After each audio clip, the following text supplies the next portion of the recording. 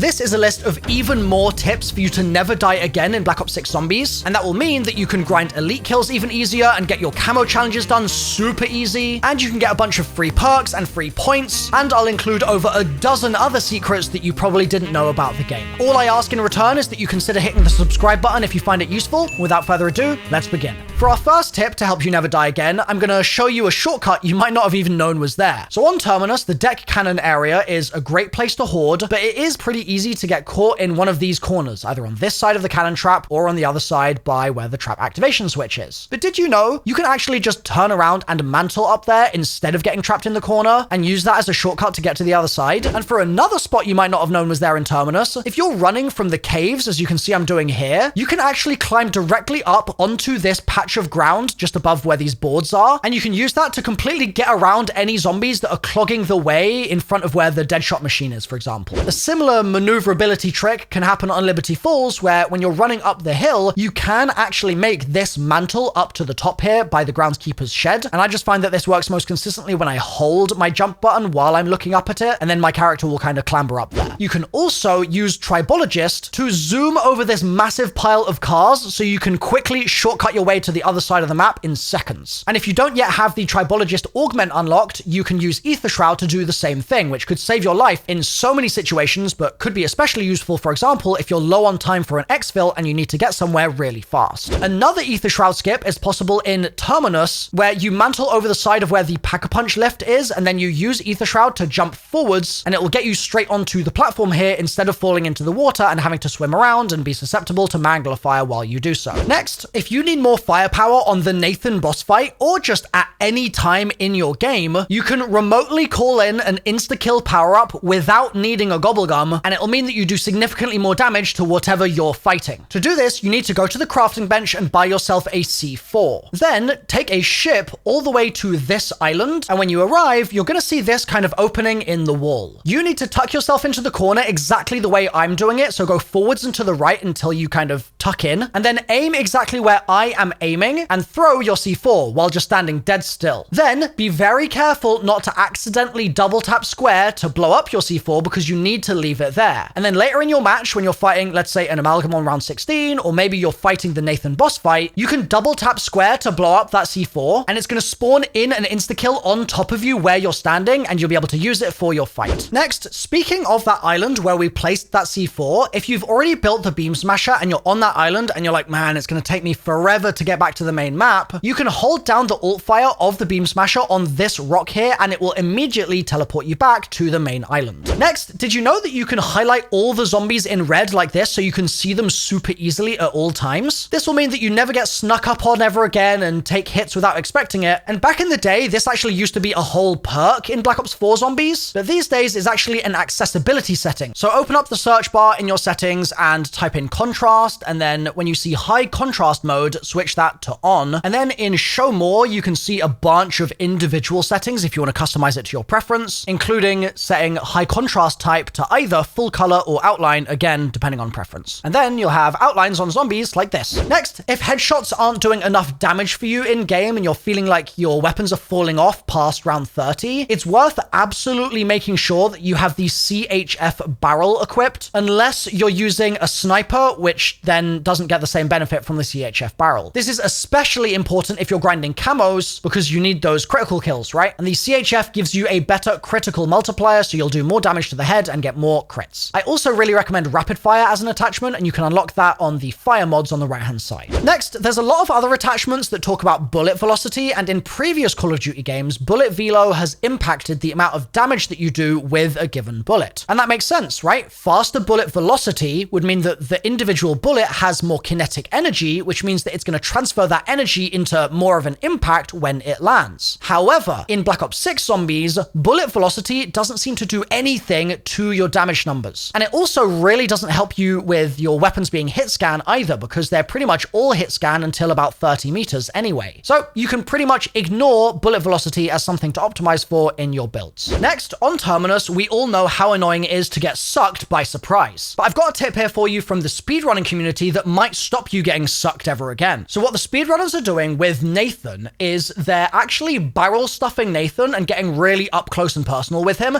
so they trigger his melee attack instead of his suck attack. The melee is much less lethal, and with Nathan especially, it's extremely slow and it's kind of easy to dodge, and that just means that you don't need to deal with the whole stun of being sucked, and you can focus on DPS the whole time to take him down. You should always be looking to break line of sight with not only amalgams, but also with abominations, because then they'll stop firing their laser, and with disciples, because then they'll stop recharging their health. And yes, you can take this as a sign that I'm putting $5 down for disciples to be patched back into the game, and if you want to take the other side of the bet, then yeah, you're welcome to. Next, in my streams where I've been carrying players through the Terminus and Liberty Falls Easter eggs, I've had a lot of questions about why I'm surviving in scenarios like this. I'll get trapped in a corner, or I'll be in a sticky situation of some other nature, and yet the zombies will get frozen and I can just walk away with no problems. That's because I'm using a Juggernog augment called Reactive Armor, which is insanely good. It's by far my favorite of all the Jug augments. I actually think it's one of the best augments in the whole game, and it recharges every single time you plate up, which means it's almost like a manually refillable Dying Wish. Like, it is incredible. But it's not the only augment in the game that gives you this kind of effect, so I think that the best synergy here is for you to use Reactive Armor in combination with one of the Elemental Pop augments that, admittedly, you do get at the end of the Elemental skill tree, so it takes a little bit of time to grind to get it. But once you get there, you can unlock something which, again, used to be a perk in previous Call of Duty games, but nowadays you can just get it for free as an augment, which is great. So it's called Electric Cherry, and the way it works is when you reload, it's going to stun zombies around you and shock them with electric damage. And the less ammo you have in your clip remaining when you reload, the more damage it's going to do. So if you're completely reloading on empty, it's going to do max damage. So this can be another way to get out of sticky situations by just hitting a reload and using that to deal with any zombies that are stuck in your path. Now, in previous videos, I've recommended avoiding the turtle shell augment because I think it sucks, and it means that if you take a mangler cannon to the face, you're screwed. And previously, if you took an amalgam grab to the face, you'd also be screwed. It would insta-kill you. But they've now fixed the game so that as long as you do have some armor, the amalgam will not insta-kill you if you're using turtle shell. But I still think you should avoid it because overall, it's way worse than reactive armor. Now, speaking of amalgams, did you know that if you kill an amalgam, you can actually get a rare reward called a legendary ether tool? This is a returning item from previous zombies games, and killing amalgams isn't the only way that you can get it. You can also get it from the armory now, and I got really lucky and got both of these in one day. So I guess I spent all my RNG luck on that, and then that caused me to die here when I popped this anywhere but here gobblegum, and I still died. Like, you really can't trust those things, dude. Anyway, the legendary ether tool is going to give you max weapon rarity, so your weapon's going to go straight to gold. And if you get one of these, I think there's actually some tactics you can use to make sure that you apply it to the correct weapon. So number one, I would say if one of your weapons has a suppressor attachment and the other doesn't, then you should apply the gold ether tool to the suppressor weapon. That way, that weapon is then going to be more useful for you, you're going to get more kills with it, and that's going to give you more salvage, and that's going to mean that your other weapon is going to be able to be upgraded sooner because you'll have more of the resource. But number two, if both your guns are pretty much equivalent, you might as well use the wrench on whichever one is lower rarity, because that way you're basically skipping more rarity tiers to get to max rarity, and there's less salvage overall that you need to spend to get the other weapon up to max as well. Now, I just mentioned the weapons locker, right? And there's actually been 2 changes to the weapons locker that I want to tell you guys about, but real quick, I want to also explain how you get in there in case you haven't seen this before. On Terminus, it's very simple. You just need to grab a key from any old elite that spawns in, and then once you've opened the map up, you've got Pack-a-Punch, etc., you can go back up to that armory and just hold square on this door to enter. Whereas on Liberty Falls, you need to find 3 codes. The first code is located inside the bank vault on this little sticky note just here on the desk. The second code is located in Ollie's comic shop underneath the desk in the middle of the room. And the third code is inside the bowling alley, and you need to shoot this bucket of bottles out of the way, and then you'll be able to see the code on the table underneath, and you'll see the order these are supposed to go in on the stickies, and then you just need to enter the code in that order on the vault door, and you'll be able to enter the vault. And then any keys that you find around the map, other than the groundskeeper's shed key, can be used inside the vault to get your reward. And one of the rewards can be free perks, and if you've already got the perk that it gives you, then you can give it to a friend instead. So I mentioned there were 2 changes, right? Number one, the way it used to work is that if you went in the vault and you opened all of the boxes, so that could be all the lockers or all the little safe deposit boxes in the Liberty Falls version, you'd actually end up running out of potential places to get rewards from, and so you'd just not be able to use your keys anymore in your game. But that's been changed now, so you can infinitely use the vault because it will reset each round. And second, because of this change, it used to be that you could actually store things in the lockers or in the vault, but that doesn't work anymore, or it'll work like one time and then it won't work again. So it's not consistent. Do not leave your stuff in the lockers. It's too risky. Next, if you've been dying during the Terminus Easter egg because you can't find that damn hard drive, let me just clear that all up for you real quick. No nonsense style. So to get the hard drive, we know we need the beam smasher and we know we need to shoot one of the traps, but you can tell in advance which trap is the correct one. And there are 4 total on the map. One's by Peck, one's by Jug, and there are 2 downstairs in the biolab. And you just got to look out underneath the trap for a little white keycard on the floor. And so if you find the trap with the keycard, that's the one that contains the hard drive. Next, I've recommended using Scorestreaks to get out of sticky situations in previous videos. And most of the time that does work completely fine, but I do want to warn you that if your back is against a wall and you're in a really weird tight corner, the game might not think you have enough space to pull the streak out. And so you might run into a situation like what's happening in the clip here. And thank you for sending this in as well. And if you guys want to be featured in future tips videos like this one, just post your clips on my subreddit. It's linked in the description, and then I'll be able to give you a shout out. Next, there's some good news about the LDBR score streak. So previously, this would actually damage you even if you had PhD, and so you could die from it really easily. But this has been fixed now, so you no longer take self-damage. Next, if you've been dying during exfils, this tip is going to make life so easy for you on Liberty Falls. So what you're going to want to do is start your exfil as normal, and you'll get the location of the chopper in one of a few places. And one of the possible spawns is on top of the bank. And if that's the spawn you've got, you're in business for this, but you can still use this strat if you've got the other exfil. You just need to go up to the bank still. So once you're up there, if you look through this kind of glass ceiling, you can actually shoot where I'm shooting here, and that's going to spawn in a nuke power-up for you, and it's going to kill off a bunch of the zombies, and it's going to do damage to any elites that you have spawned in, and it's going to mean that your overall wave clear is significantly improved, and you can get to the end of that exfil much more easily. Next, if you're finding that the field upgrades in the game are not really good enough for your liking, or maybe you're popping ether shrouds but you're still dying, which can happen, I'd recommend 2 things. Number 1, try out Dark Flare. It's been buffed in the most recent patch, and it's much stronger now, so you can wipe whole hordes of zombies with it much more easily. But number 2, if your problem is that you just don't have the field upgrade often enough because it keeps being on cooldown, if you combine one of the most common gobblegums in the game called Arsenal Accelerator with the Speed Cola Augment that makes your field upgrades recharge faster, you're going to end up with field charges so frequently. And we can actually use this for some boss killing strategies and elite killing strategies that I'm going to show you guys later in the video. Now, aside from just elites, let's focus on manglers for a moment. You can pretty much one-hit a mangler from full HP using the Dragon's Breath rounds, as you can see I'm doing in this clip here. And also, the first mangler arm you shoot off is guaranteed to drop you a mangler cannon. And that's a score streak that you can use to do the Liberty Falls Easter egg, so that could save you from having to craft one and spending your precious salvage. Now, speaking of the crafting bench, there's a bug in the game right now that's preventing it from acting the way it should do, and I've got a full video talking about that I'll link on screen, but by the time you see this video, that bug has probably been fixed. So I want to add on to some detail I shared in a previous tips video about smoke grenades. I said in that video that smokes are fantastic. They're a really powerful alternative to a decoy. But a lot of you guys left me comments saying, hey Milo, I need a bit more clarity on what you meant, because when I use smokes, they don't work. So let's quickly cover that now. Number 1, you need to make sure you're not accidentally crafting a concussion. And I say that only because I literally did this in a Terminus speedrun attempt, and I ended up just concussing myself while I was trying to do bomb defusal and died. So don't be like me, but instead, what your goal is to throw the smoke so there isn't already a zombie inside the smoke with you. And then you are going to move from outside the smoke into the center of the smoke, and as long as you're not shooting or targeting zombies from inside the smoke, they're going to ignore you. You just need to make sure that you are properly enclosed in the smoke, otherwise they're going to see you and then they're just going to attack. For our next tip, did you know that you're 115% more likely to complete an Easter egg you're attempting if you're wearing no-nonsense clothing while you do it? It's a fresh line of clothing that I've launched just for Black Ops 6, and orders have started arriving already, and we've got a bunch of reviews coming in from you guys, so thank you for the reviews. And if you've been on the fence about buying one for yourself, our sale is running until the end of November, so time is ticking on that. And to answer some FAQs, yes, we ship internationally. Yes, we will ship before Christmas if you order before the end of the month as well. And yes, it makes you better at Easter eggs, I think. So if you want to pick one up for yourself, go to milomerch.com. I am my own sponsor for today's video, and grab yourself some no-nonsense merch before the end of the month. Next, the vermin rounds on Liberty Falls can be so annoying because dog rounds are meant to just be quick and easy, really, but these ones are long and difficult sometimes because they just bite through your armor. However, there's a high round spot that the high round players have been using to get through the bug rounds really quickly, which is so good. So come to this alleyway and sit next to these dustbins, means. And once you take out any bugs that spawned behind you towards the start of the round, all the remaining spawns that you get will come out of this window on the right-hand side and a further window just ahead of you. But it means you can sit there with the jet gun and just suck them up, and you don't even need to really be looking at your screen. You can just tap the trigger every couple seconds, and as the bugs roll towards you, tap it again, you'll suck the bug up, and you'll get through the round very fast. Alternatively, if you don't have the jet gun and you want another brain AFK spot, you could go to the jet gun room itself and literally just sit there, and the spiders will all line up at the door for you, and you won't even have to move your crosshair. Just be careful not to get kicked for inactivity. And an even easier way to do this is to bring an RC car in there and then just let the RC car pulse the spiders. And that brings me on to another tip, which is that a lot of you guys are using RC cars wrong, and you're meant to drive away from the zombies, not towards them in this game. And that's then going to allow the ether generator on the back to send pulses out that will take all the zombies out around you. Next, if you're dying because you're out of money, and honestly, I don't blame you because the point system in this game is really frustrating sometimes, especially if you kind of get behind and you need to catch up. It can be really difficult. But if that sounds like a scenario you've been in, use this next tip to make your life a little bit easier and be a bit more efficient. So there's this thing in Call of Duty Zombies called a drop cycle. And what that drop cycle does in the game code is it prevents the game from giving you like 4 insta-kills in a row, because it's got to get through all the other drops before it gives you another fresh insta-kill. Now, the exception to this is if all of the drops happen and you get your insta-kill last, let's say, and then a new drop cycle starts and you get your insta-kill first. And in that scenario, you'd get insta-kills back to back, but that's the only time that they will repeat in that way. But you can use this smartly to your advantage, because if you get a bonus points drop on the floor, you might be able to say, okay, I know where I am in my drop cycle, and I know that if I'm at the start of my game, for example, I haven't yet seen a double points drop, and so there is a good chance that the next drop I get in 10 kills or next round, start of next round, might be my double points. And so if I can kill quickly enough, I might be able to double the bonus points that I've got sitting on the ground waiting for me to grab, and that way your whole team will just be that much richer going into your match or continuing your game. But if you get unlucky and you don't feel like you are going to get that drop, one thing that you could do is just spawn in a double points for free. And you could do this in Terminus by shooting through these little filing cabinet boxes here, and there's a double points just sitting on the shelf. Or on Liberty Falls, this one is a bit more fiddly, but you're going to shoot where I'm shooting here across from the spawn area, and if you do it right, you'll get yourself a free double points. And for even more points from that double points in the spawn, I would then use it to take out all the zombies in the motel room and get double points on them, as well as any other zombies that you have spawned in at that time. And you can also check all the zombies that are in the cars and trapped under the wreckage and stuff like that, because those will also get you double points while your double points is active. Now, speaking of Liberty, if you've been dying and you're still having trouble with that, you might start burning through your self-revives, right? And we know that we can craft 3 self-revives at the crafting bench per match before that option goes away. And then in the last video, I told you guys about Dying Wish, and I told you about EMT and all these other quick revive augments to make sure that you still survive a bit longer. But we didn't talk about the fact that there's some other methods to get self-revives that are actually really easy. And my favorite of all of them is to just go into the church and destroy the crystals. And more crystals will regrow each round. And if you just do this for a couple rounds in a row, you're actually pretty likely to end up getting a self, just like I am in this clip here. Now, speaking of the church in Liberty Falls, there's an Easter egg on the church that I've talked about before where you destroy the mangler head, or is it just a zombie head? I don't really know. And that will then give you a load of points and a load of salvage and some score streaks as well. But some of you guys might be doing that Easter egg wrong. So typically in a game, you'll get to the church around, let's say round 7, maybe round 8 potentially. And so if you've got your frag or your semtex from the start of your game that you loaded in with, then that might be when you start chucking it to go get your rewards. But I really strongly recommend waiting until you're on round 10 or above. And that way you're going to get a free blue ether tool instead of a green ether tool. And that's going to mean that you're going to save the 500 salvage to go from gray to green, and then the 1,000 to go from green to blue. So that's 1,500 salvage just for waiting a couple extra rounds. Now, if you're on round 10, you don't have a grenade, you could go in the church and destroy some crystals to see if you can get one from there. But also you can use score streaks for this. So here's me using the LDBR, which is overkill, but it worked